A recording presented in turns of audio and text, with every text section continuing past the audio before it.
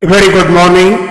This presentation is brought to you by Resonate International with a mission to leverage knowledge worldwide. The topic being covered is the science of modern education and the true meaning of learning. Ladies and gentlemen, learning is the heartbeat of human progress. From the whispered wisdom of ancient sages to the digital classrooms of today, education has shaped societies and sculpted minds. Yet today, a profound question arises in classrooms, homes, and policy circles.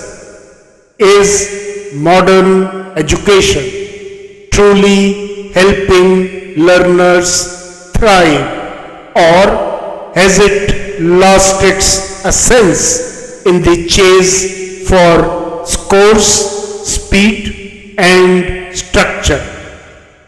Modern education system is an intricate web of institutions, curriculum design, and global benchmarks. The landscape stands as a marvel of accessibility and infrastructure.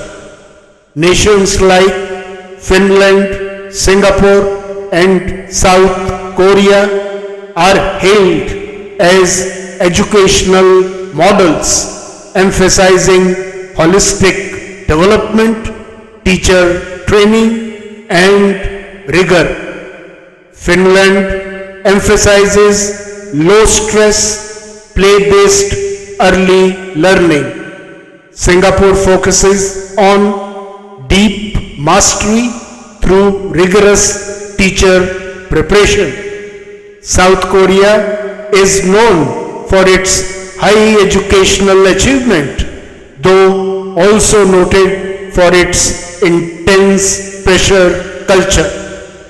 Yet, even within these systems, challenges persist. Studies by the World Economic Forum and OECD highlight a widening gap between educational achievement and real-world skill readiness. While literacy and numeracy are improving globally, critical thinking, emotional intelligence, and creativity often lag.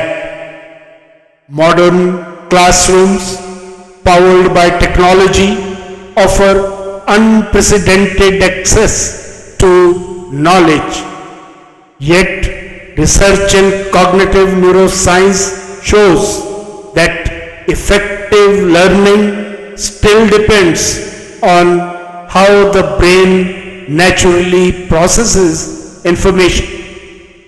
The brain is not a container to be filled, but a living network that grows through neurogenesis.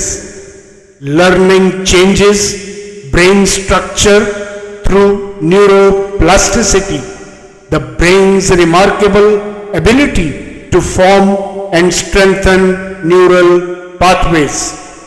It learns best through three powerful channels: seeing, visual input like images, movement, and patterns; hearing, auditory input through language, music, and rhythm; third, doing, kinesthetic input through hands-on practice, interaction, and teaching others. According to Edgar Dale's cone of experience, people remember 10% of what they read, 20% of what they hear, 30% of what they see, but a striking 90% of what they do and teach others. This indicates a serious mismatch between passive lecture-based models and active experimental learning, which human brains are wired for.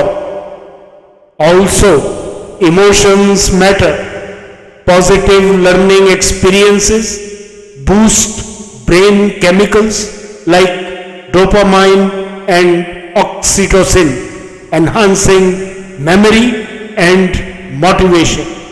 Stress, on the other hand, floods the brain with cortisol, impairing focus and retention. This reveals a core truth. How learning is delivered is as vital as what is taught. The brain learns best in states of safety, curiosity, and joy.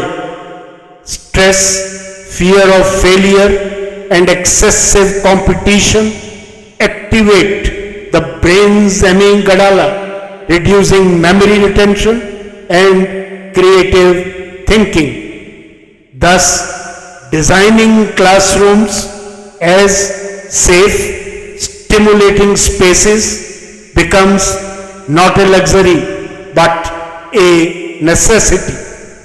Ancient civilizations seemed to know all this instinctively. The Gurukul system in India, for example, fostered learning through close bonds with the mentors, real life experiences, and deep contemplation. Lessons blended logic and language, ethics and science, self-mastery and inquiry. There were no exams, only understanding. The focus was not on marks but on meaning. Civilizations like Greece, Egypt, and China also emphasized holistic learning through observation, questioning, philosophy, and the nurturing of character, not just cognition. These systems respected the learner's pace, personality, and purpose. In nutshell, where ancient methods lacked scale, modern systems lack soul. What's the way forward? The answer is building learning that lasts. The future of education must evolve from information delivery to transformation design.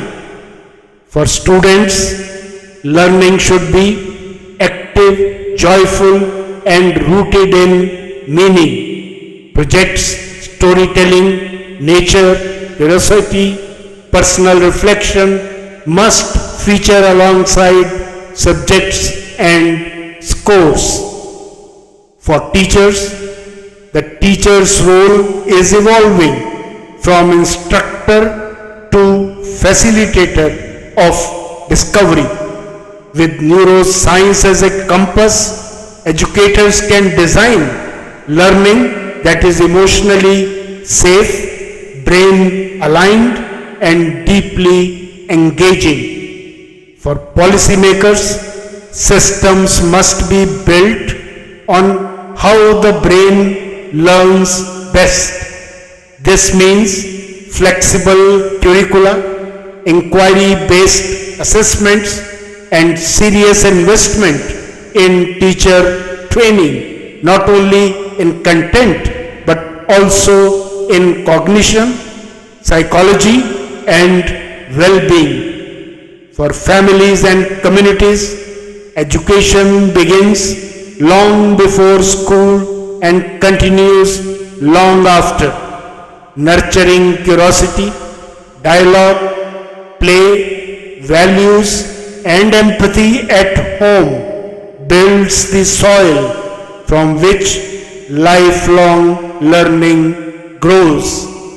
In conclusion, ladies and gentlemen, education is not the filling of a vessel, but the lighting of a fire. Whether one is a child in a village classroom or a CEO in a digital boardroom, learning remains the common journey of humanity.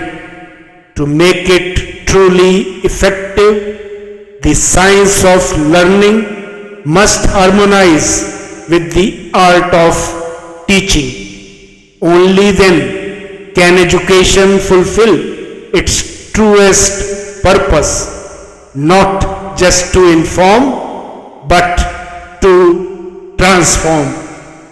Good luck, best wishes, and God bless.